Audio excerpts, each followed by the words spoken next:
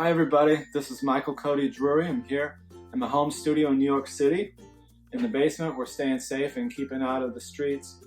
Hope everyone at home is safe. But welcome to my studio. I want to share some of my work with you today. And maybe we can talk about the idea of juxtaposition a little bit and how it relates to my work. I do a lot of different styles. I do a lot of different things within my own art. But the idea and the principle of juxtaposition is always a common theme, no matter what I do. It's usually taking the background, which I do first, and then doing something strange on top with the foreground. And that's kind of the idea with that. If you saw my show at the Sioux City Art Center, it was called Infinite Jux. If you want to check out those images, they are still on my website at michaelcodydrury.com. But yeah, they were sort of collaging photorealist sources together to make some strange mashup of painting with the background and foreground interacting in interesting ways. But sometimes I like to contrast different styles even together, and I think that's kind of what's going on with these behind me, these paintings today, these strange looking abstract things. What's going on here? Yeah, well, I like to call these gaslighting. This is gaslighting series because the background feels like a gaseous sort of nebula, and I use spray paint to make those feel soft and spacious. And sometimes I'll use black gesso, sometimes I'll use white gesso, but the backgrounds are made in a fun way where I like to take the canvases out after I've gessoed a few of them into my backyard in the middle of the night when the neighbors are asleep, and just go to town spraying them all over the place with that spray paint. And I do that because I don't always know what I'm going to be accomplishing with that, and I don't know what they're going to look like. And I like the chaotic nature, I like the expressionism, I like the looseness to them, and then when you're done with that, that'll instigate sort of ideas for what should come on top. And so then on the top you got these weird little mysterious orbs of light, and how I do those, it's always a little different, but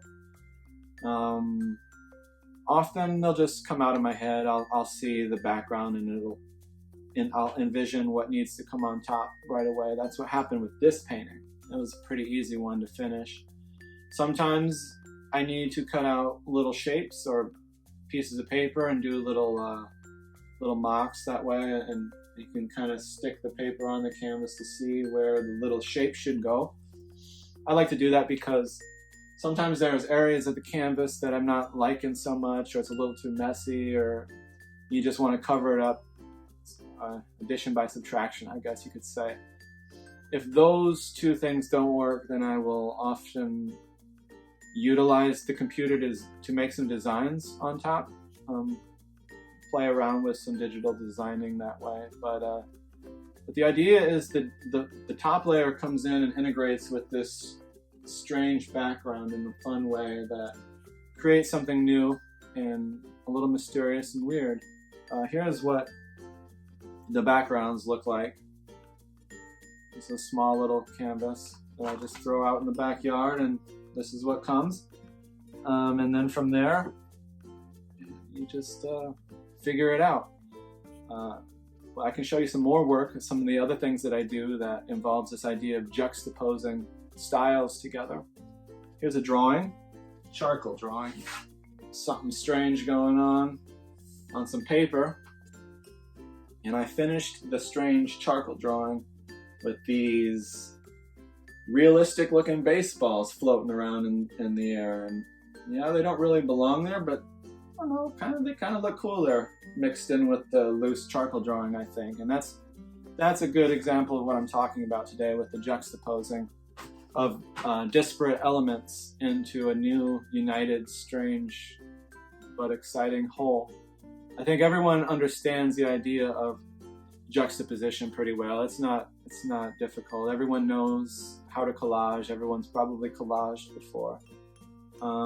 You take cutouts of magazines and put them together. That's always pretty fun. But I guess this is a little different, where I'm using my own sort of sources or sampled stimuli to mash into something new. I like to collage my own styles together is a way to think about it.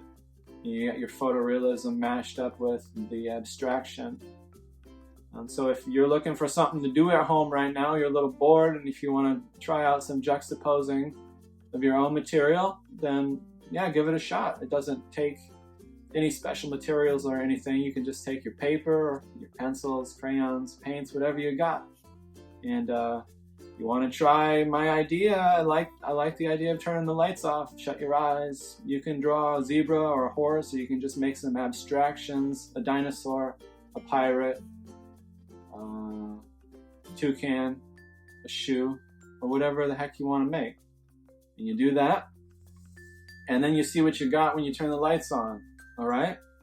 After that, you can incorporate, whatever you want to put on top of that, whether it be baseballs or something else that's a little strange. If you want to do another drawing on a separate piece of paper and cut out the baseballs or whatever and glue them on top, that's fun. Or you can just draw right on top of that image after you turn the lights on and see what you got. But that's basically what I do in a nutshell. So yeah, gaslighting. And again, check out my show online since it's quarantine at the Art Center, but that's all good. I hope everyone's been safe and staying at home. Go make some art. Do something fun. And thanks for hanging out with me today in my studio. I'll see you guys later.